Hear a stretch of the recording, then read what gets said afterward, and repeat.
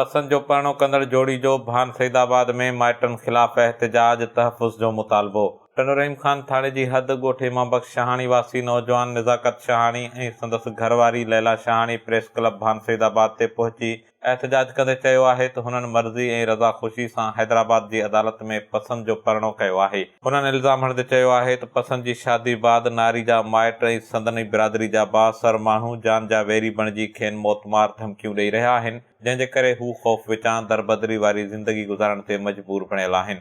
जोड़ी इल्ज़ाम हणंदे वधीक चयो त खेनि हाकिम उर्स सिद्दीक़ ऐं मौला बख़्श शाहाणी मां जान जो ख़तरो आहे, उन लाइ तहफ़ुज़ फ़राहम करे मर्ज़ी मूजिबि ज़िंदगी गुज़ारण ॾिनी वञे। नारी लैला शाहाणी सहाफ़ियुनि सां ॻाल्हाईंदे ॿुधायो त खेसि कंहिं बि अॻवा नाहे कयो, पर हुन पंहिंजी मर्ज़ी ऐं रज़ा ख़ुशी सां नौजवान नज़ाकत शाहाणी सां अदालत में वञी पसंद जी शादी कई आहे। हुन चयो त पसंद जे परणै बाद संदसि माइटनि मुड़ुसु नज़ाकत शाहाणी ऐं उन जे माइटनि ते खेसि अॻवा जो कूड़ो केस दाख़िल कराए छॾियो, जंहिंखां पोइ टंडो रहीम ख़ान पुलिस संदसि साहुरनि लाइ ऋण ॿारे ॾिनो आहे।